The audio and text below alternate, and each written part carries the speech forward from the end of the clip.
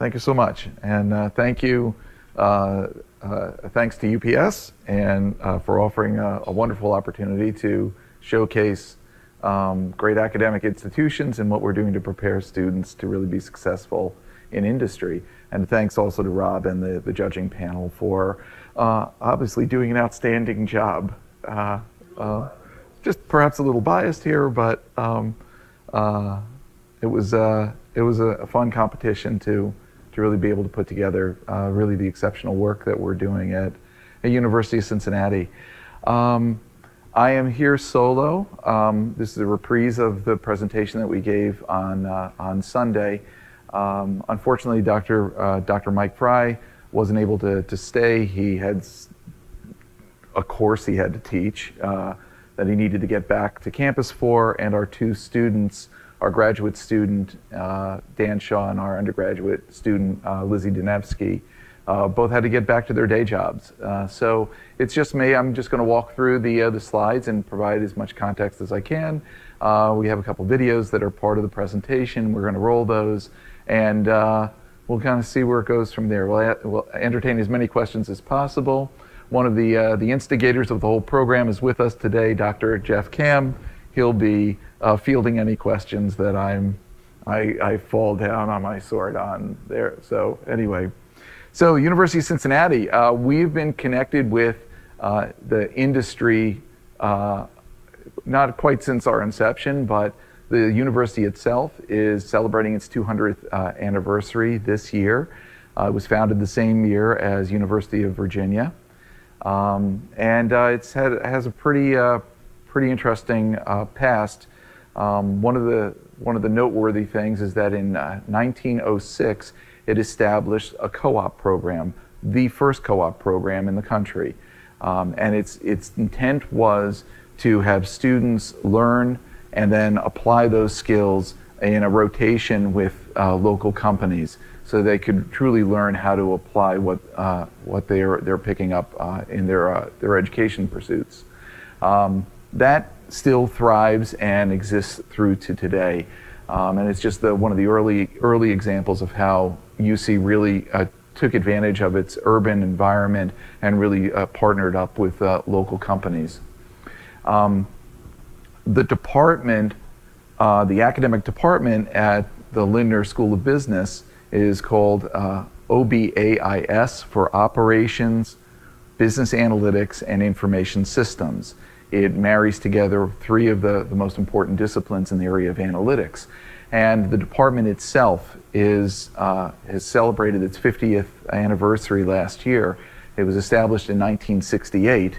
And one of our faculty members actually dug up a brochure that announced the creation of the quantitative analysis department 50 years ago. And its core curriculum was focused on analytical methods and procedures applied to practical problems. Further, several years ago, ORMS published a cover story highlighting the University of Cincinnati's analytics program and calling up blue-collar scholars, which really highlighted again how UC marries its capabilities together with local industry and really provides students a continued education opportunity working together with partner companies. From a professional service standpoint, the faculty is well ingrained with activities not only within forms but also in other disciplines and organizations as well too. We have fellows on our staff that are not only Informs fellows, but IIE, Decision Science Institute, and American Statistical Association as well. Journal editors as well. Dr. Kam was Interfaces editor for a few stints, 6 years. And then within Informs as well too, we've participated in a number of different Informs-related prizes over the years as well too. Including 2 Teaching of ORMS Practice Awards, participation in the Edelman and the Wagner Prizes, and then also last year we were finalists in the Innovations in Analytics Prize as well. Beyond that, The faculty over the years have generated and written a number of textbooks that are widely utilized throughout the academic community. David Kelton's book with Avril Lew's on modeling and simulation has got over 19,000 citations on Google Scholar. And then a number of textbooks as well too that have been written and are continued to be in publication. Business analytics is in the 16th.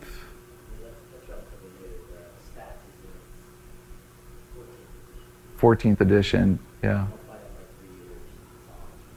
Yeah, and it's been in use in over 400 colleges. We have an impact much broader than just in Cincinnati and in the students that we train.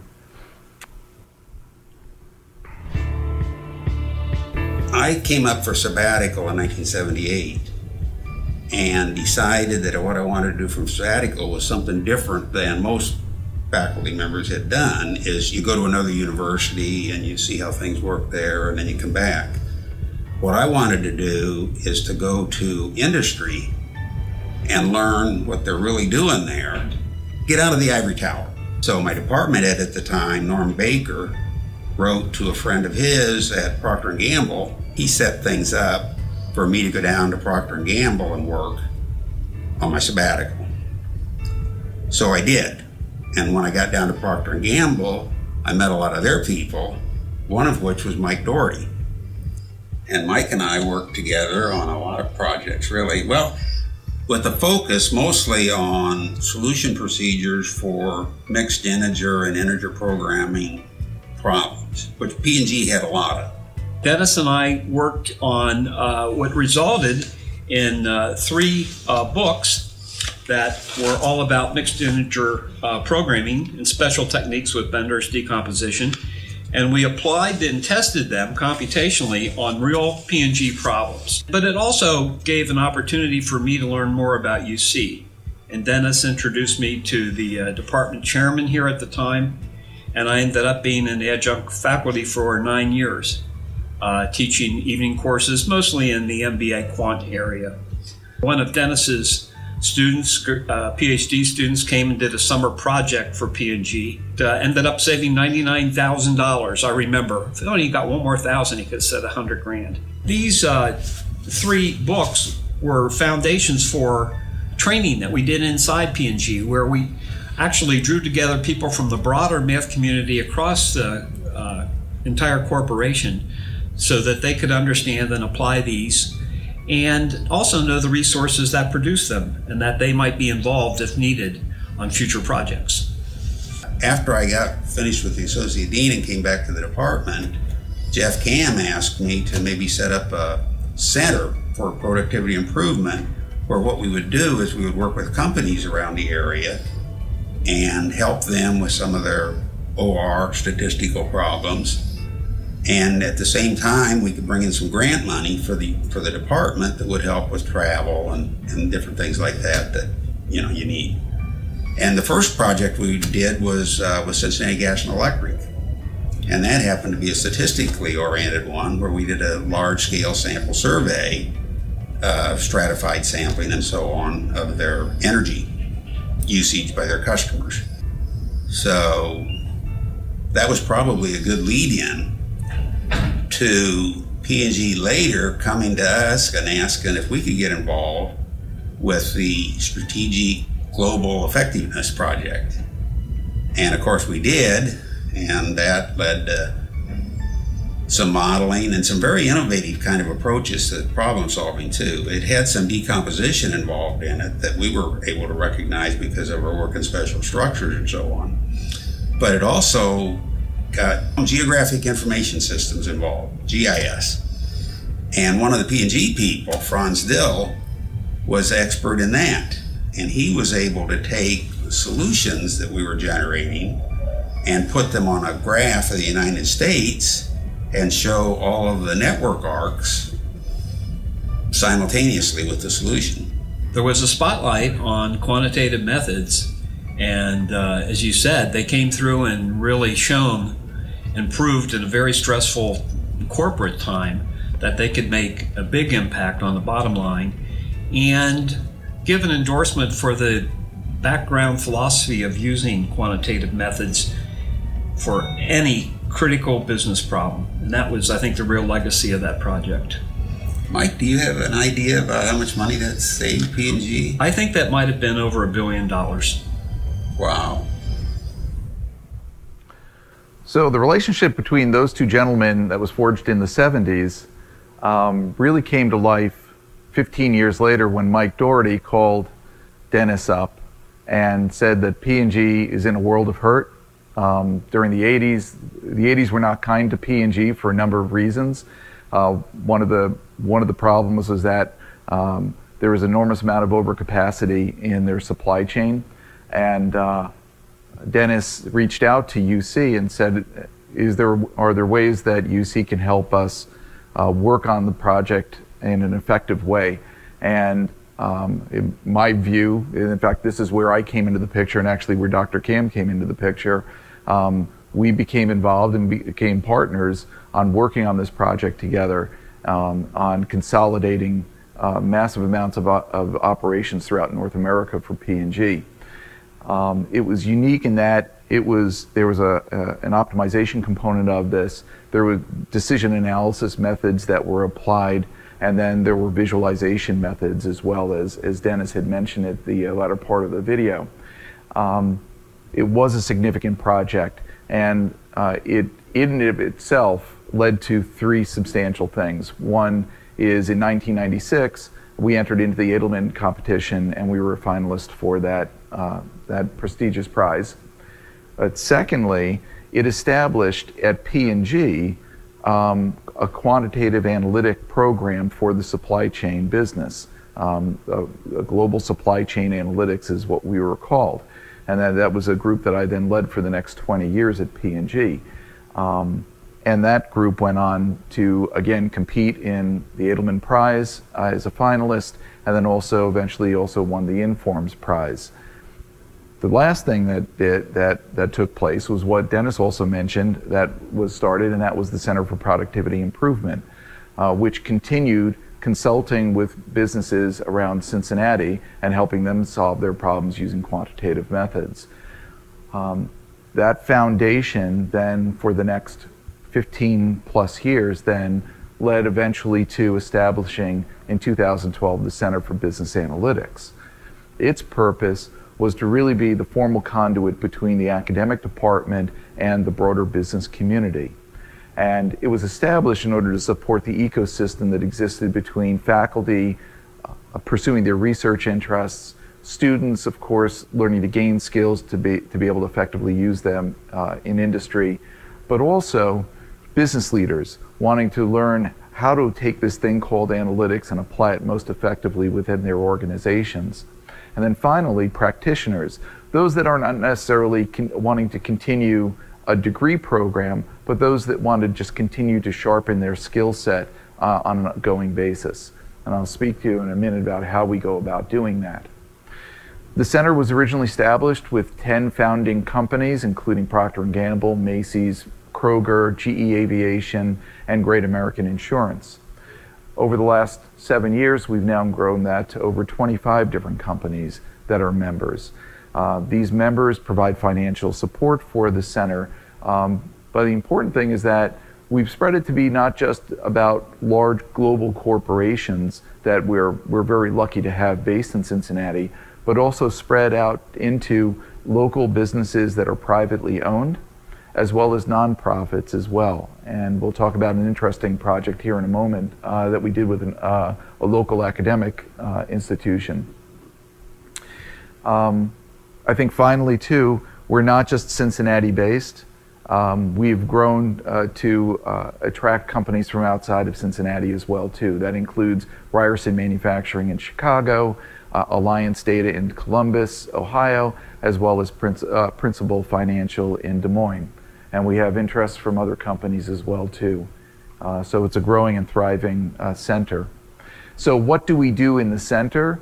to connect with industry and this ecosystem, we provide 4 value opportunities or value propositions to them. First, every other month we have leadership forums that we host either at our center on campus, or we actually go and visit each one of our member companies, and we learn from them about how they go about applying analytics effectively in their organizations. We bring in topical speakers, and we also give our students opportunities to present the work that they're working on as well. We invite not only obviously our center members and the people who lead their analytic programs, we bring in students, and we also bring in some of our faculty members as well too, so that they can stay current on understanding what's really going on and what's relevant in terms of business problems that are needing to be solved. I'll speak to this in a little bit more depth, but we also hold 2 public events each year. These are essentially symposium or conference style events. We hold public training courses in relevant technologies in the analytics field, Python, R, Hadoop, and Power BI, and Tableau, of course.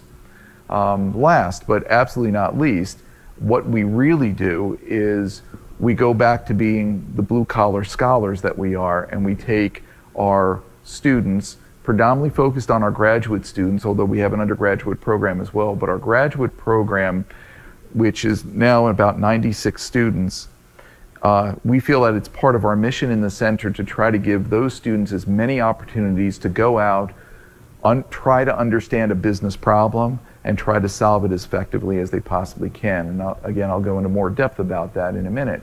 But probably best thing to do is to show an example. Now, Dan Shaw, who was here on Sunday, did a wonderful job of talking about his background and where he came from and the type of problem that we introduced him to try to solve for a local high school. Dan, who is on the right in this picture, had a very interesting background of about 5 to 6 years of work experience prior to coming into the master's program. He'd worked for both Procter & Gamble and General Electric, and was very excited to join the program, be able to get through it in 9 months, and then very quickly was employed again right back out in industry. We knew how talented he was, and so we hired him as one of our graduate assistants in the center as well. He was one of 6 graduate assistants that we normally have and keep on staff throughout the year.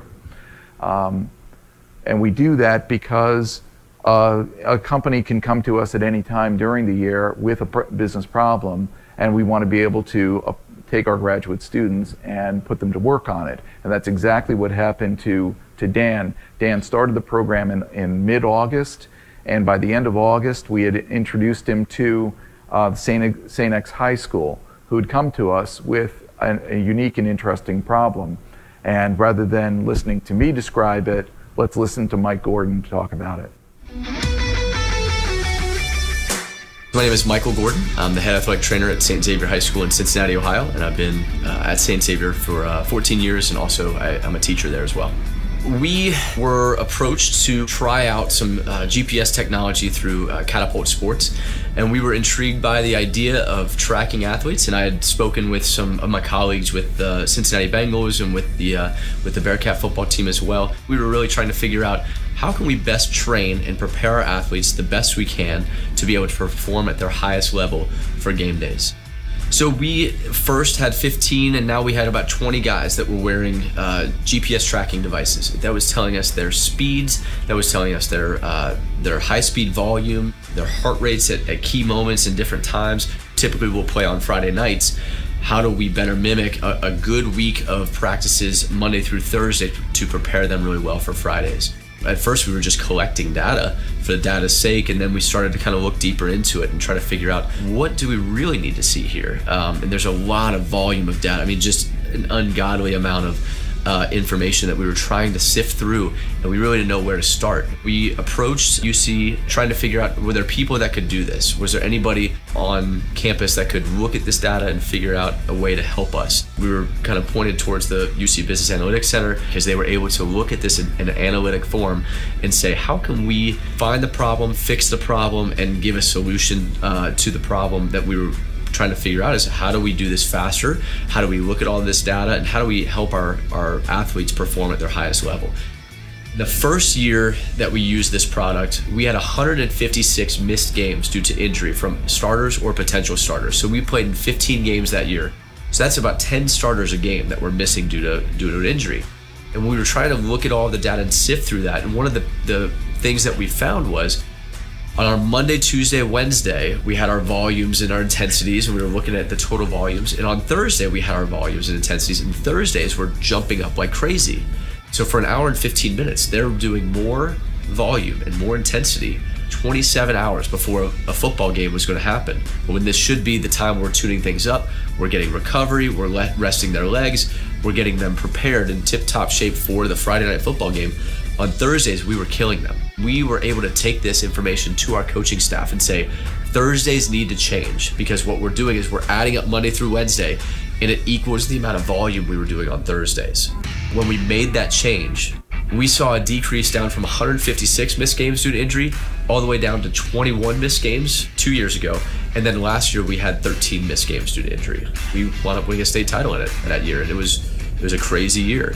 It's basically been a really cool organic thing that UC has started to grab touch points from the Bengals, from the Reds, from even Xavier University. There's endless possibilities with things that we can look at, things we can do better, things we can train differently. I'm really excited about the possibilities in the future with working kind of as a really cool and different and unique marriage of the UC Business Analytics Center and at St. Xavier High School. I'm very excited about it. Yeah, and as Dan talked about on Sunday, it was a cool experience for him. He was so excited that as soon as he walked in to the center, right in August, he was thrown right into the depths of a meaty problem. It was actually it really was a cool problem. This notion of being able to wear these heart rate monitor devices and the GPS devices, not only during practice, but also during the game as well too, is very different. You can't do that in professional ball. So it was a very interesting study to really understand what was happening during their training, and then how do you transfer that into real game day performance? And that's what they were able to do.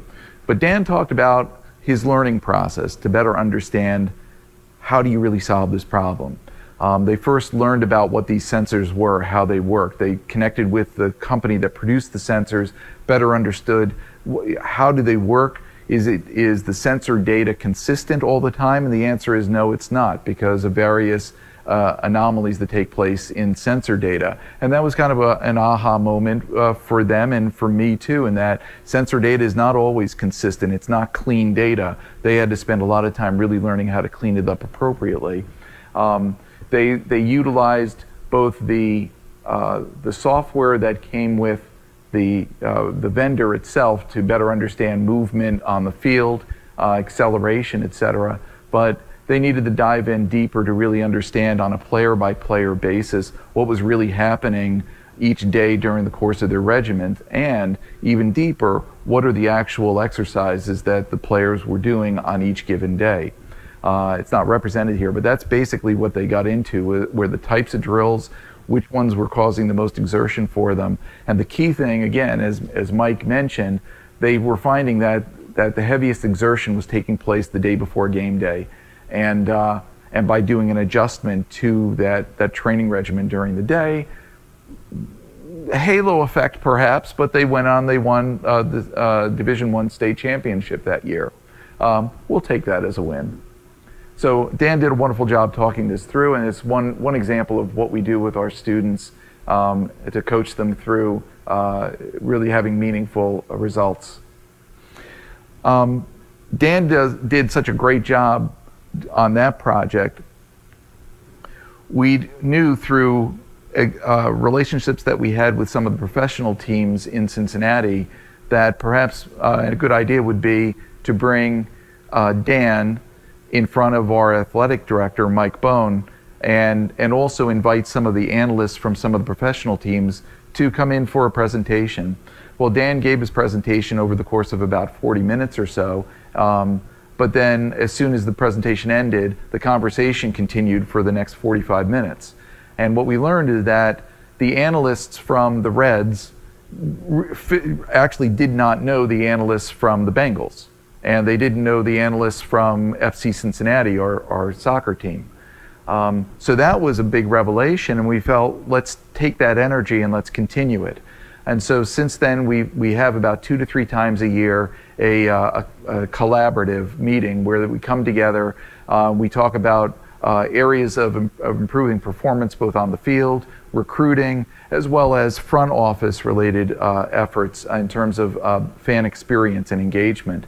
And since then, that has spawned several projects that we have done for these teams.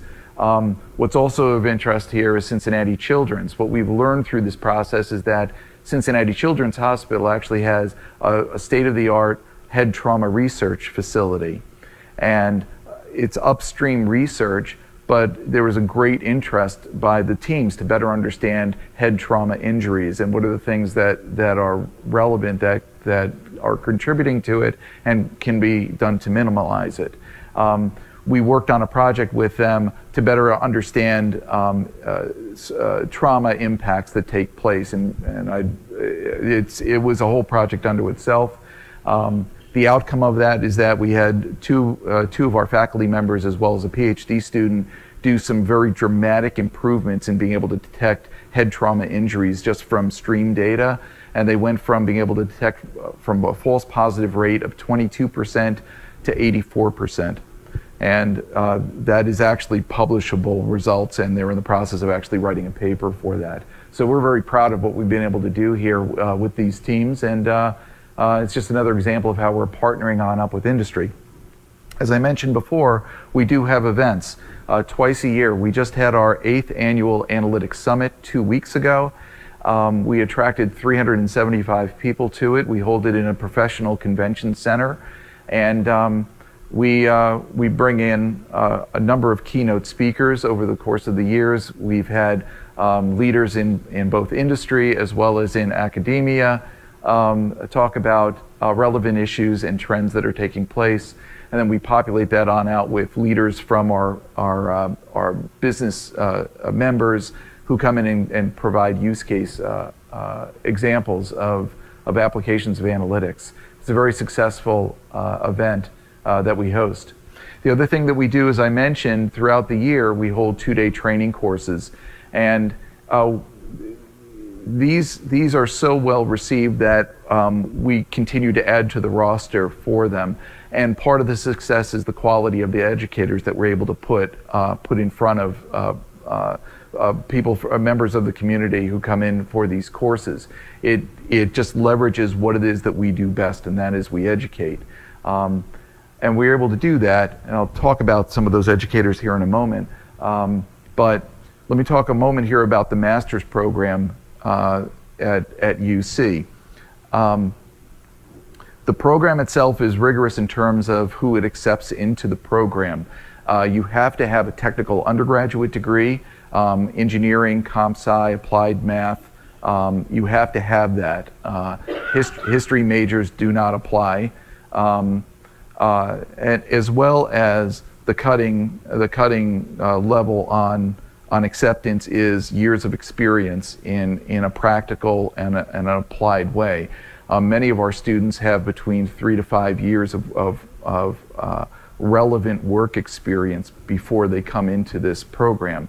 So we talk about, Mike and I've used this term too, that we're kind of a finishing school, but we have a very rigorous curriculum program as well too, that in our master's program as well. But the nice thing is we start with material that is very well developed, very mature, and very capable to learn more advanced techniques and methodologies. And that's really led to their success. The placement rate in our master's program is in the upper 90 percentile. And with very little attrition as well. It's quite an excellent program. We have an excellent curriculum that covers all the key areas of quantitative analytics, probability, simulation optimization methodologies, a visualization component as well too. It's leveraging that ability. As I mentioned before, the department is actually comprised of three disciplinary areas: operations management, business analytics, and information systems. And we're able to leverage that by providing elective opportunities for those master's students to be able to take to really round out their education. And as I said, also there's experiential learning. That's a key component of what our master's students exhibit. We have a case studies course that we hold in the spring. A lot of the job that I do with our member companies is go to those member companies and ask them for a project for our students to work on. And it's not one project for all the students to work on. We come up with about a dozen distinctly different projects, and we put a team of 4 students on each one of those projects. So we end up taking about, of the 90 plus students, at least half of that class is already working on meaningful projects. The rest of the students will work on capstone requirements that are either independent study, or they'll work on gaining an internship with our member companies or other companies as well too. And the key is that they work with a real company on a real problem with real data. It's not textbook examples. That they need to complete that before they receive their degree. The program itself has grown dramatically over the years. As I said, I guess we had 88. There might have been a little bit of attrition, because I know in 2018 we had 96. At least that's the number I was using. We must have had a little attrit there, but it's generally in that area of the upper 80s and 90s. So it's a very large program. In 2010, we changed the name from quantitative analysis to business analytics, but the curriculum, the body of the curriculum is essentially the same. As I said, students have to complete some form of a capstone, and they complete it by putting a paper together. These are just examples of the diversity of types of problems that they'll work on. And again, some of that is because of the diversity that we have around Cincinnati in terms of types of companies that we're able to engage in and work on with. Certainly consumer products companies, we have healthcare organizations, and manufacturing organizations as well too. And so since 2001, we've worked on over 500 different projects over these years. I know since I've been with the center for going on 4 years now, we've worked on 70 different projects. So it's substantial, and we figured out the mechanism of how to do it in a way that really makes sense for students. As everybody knows, real analytic projects are never clean. They're extremely messy. The problem is ill-defined. The data is never as good as the owner of the data claims it to be, and we let them loose on that. We give them coaching to figure out what the problem really is, and coaching on how to clean the data effectively. But the faculty and the staff do not do that work for them. They are doing it themselves. What we do for them is, and this is part of the contract that we have with these member companies, is what the member companies are going to expect are not just students coming in and doing some meaningless work. They're working on meaningful projects for these organizations. And we do that first off because 3 years ago we hired a full-time project manager who guides the students on establishing a project, what a statement of work looks like, the fact that a project has a beginning, a middle, and end, the fact that you have to stay in regular communication with your clients to learn about their businesses, but also give them a sense of confidence that they're moving towards a meaningful objective at the end. The last thing we do in the center is we establish master service contracts with each one of these member companies. That's for legal reasons. It establishes where intellectual property lies. It also establishes non-disclosure agreements between the university as well as the students and the company as well. So that's all formalized in how we go to market with this program. As I mentioned, we have really outstanding educators. They're adjuncts, and we use them because we're blessed by having wonderful corporations that are around Cincinnati. I'm going to let one of them speak for himself in terms of what he does, but what he doesn't mention, and this is Jeff Schaffer, he's not only an executive at a local company, but he's also a Tableau Zen master, which there are only a handful of them globally. Tableau picks them out every year, and he has consistently been considered one of the people who's at the top of his game. He not only knows his stuff technically, but he knows how to teach as well too. And he's been teaching a course in Tableau for us for a number of years and consistently gets top marks for his ability to really convey how do you leverage and utilize this technology most effectively. We have HR Analytics from our local leader from Macy's, who is the director of HR Analytics. She comes in and talks about how do you do analytics for an HR function.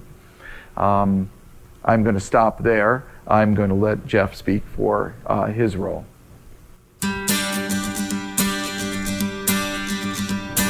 Hello, my name is Jeff Schaffer, and I'm here at the University of Cincinnati. I am the Chief Operating Officer and Vice President of Information Technology and Analytics at a company here in Cincinnati. I'm also the co-author of the Big Book of Dashboards. This is a book about business dashboards, and we actually use that as our course text for the work that we do in our class here at UC. I've been teaching now at UC since 2012. I've had over 1,600 students. What's interesting about that is that it's now expanded beyond just analytics students. I've also had MBA students, engineering, marketing. I've even had 3 students that are working on their master's in fine arts from the College Conservatory of Music. And I think that's interesting. What drew me to teach at UC, besides the fact that I have a passion for data visualization, is that around that time in 2012, I really started to notice that the skill of data visualization was being really sought after and has now become a field in and of its own. The UC program, I think, is unique in that way, in that it fills the skill sets that are needed more than just visualizing data. You have to have the ability to organize and pull data. For example, being able to pull data from SQL or from a Hadoop cluster or whatever that might be. We have to have some exploratory data analysis skills, and we have courses on that. We have to have basic statistics skills to visualize data, and we have those courses, statistics and data mining and forecasting and simulation and things like that. In class, we tend to look at all sorts of different visualizations. I like to use data about Cincinnati.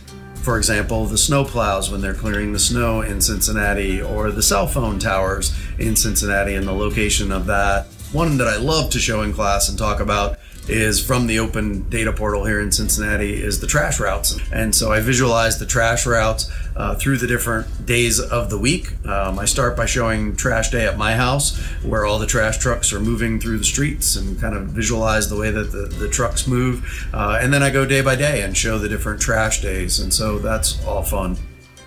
In class, for example, they start by hand drawing data onto a postcard. Maybe the average week in Banna Life, which is always fun. That's the business analytics degree program and what they spend their time doing. To another student who visualized the colors of her closet, her wardrobe, and did a hand-sewn visualization on a card about the colors of her wardrobe. Other students' projects, they start working in Tableau early on and work with fun data sets. In some instances, maybe they'll visualize the sightings of UFOs in the country, or maybe something more serious where they look at the cost of tuition in public universities and how that's growing over time. One of my former students, Danushki, who now works for me as a business intelligence analyst and does data visualization, last year she won first prize in the Women in Analytics Data Visualization Contest. And UC actually took first and second prize in those competitions. But Danushki did a terrific visualization, visualizing the women in Cincinnati in their jobs, what job roles they have, and in the different areas. She looked at it by age. She looked at it by race, she looked at it by job type, and really did a beautiful visualization showing all that, and found some interesting things too, that the highest paid employee in Cincinnati was actually a woman. And then she also found interesting trends with the firefighters in that data. I also teach a 2-day workshop here at UC, and I teach a 2-day workshop with Tableau and a 2-day workshop on data visualization. Spencer came to a 2-day workshop here. He got so hooked on visualization and Tableau, he started making it his career. He's now a consultant for a visualization and analytics firm. Tamara was a former student who's now a senior data visualization developer at Nike. When I think about why I teach at UC, the biggest thing for me is watching the students develop. To see now, years later, that some of my former students are actually working in the field, and that's fun.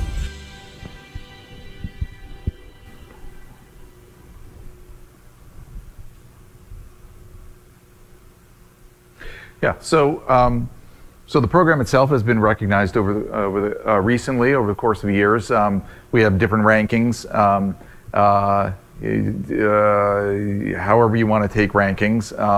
The key here, though, is that we have been consistently ranked in the top 20 in many of the major reviews. Perhaps, the proof is really in the pudding, and that is companies are coming to Cincinnati, mainly from around the region, but also beyond as well too, and they are offering very substantial starting salaries. If the skew is towards the Midwest, which has a lower cost of living, not standard of living, cost of living, then some may think otherwise, but the cost of living is less in the Midwest. That's actually a pretty substantial number. We do attract companies, and they do come to campus and recruit our master's students and put them in very exciting roles within their organizations. Let me just start closing out here by talking about the Bachelor of Science degree that we started 3 years ago. And we took an approach where we first went out to the business community and we surveyed them and learned from what are the things that they most need for for people that they're hiring into analytic related roles. We found that they really need to understand cross-functional things that take place.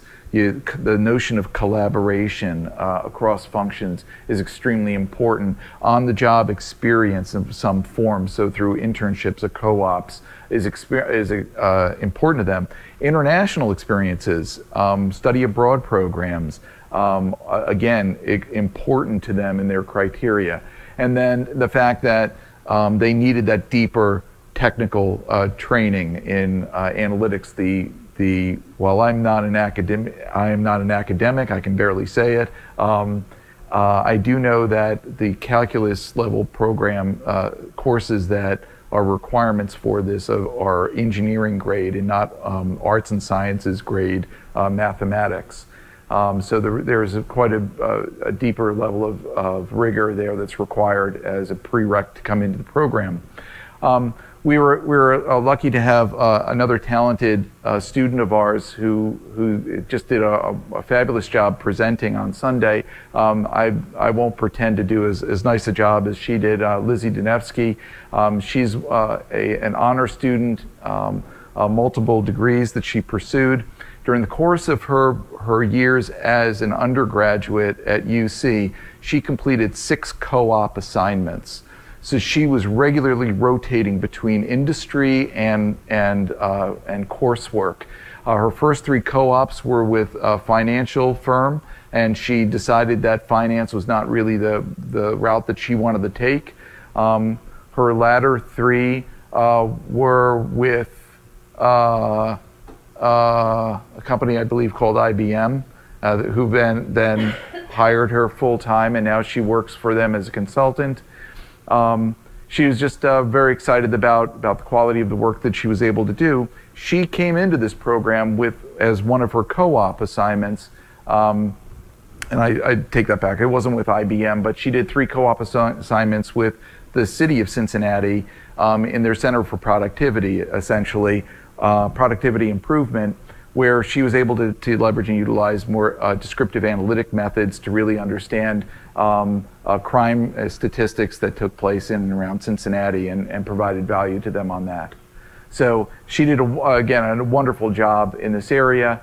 I guess just to close on out, UC's got a very, very long tradition of marrying on out with the industry and learning from them as they learn from us on how to effectively apply the tools and the capabilities that analytics provides.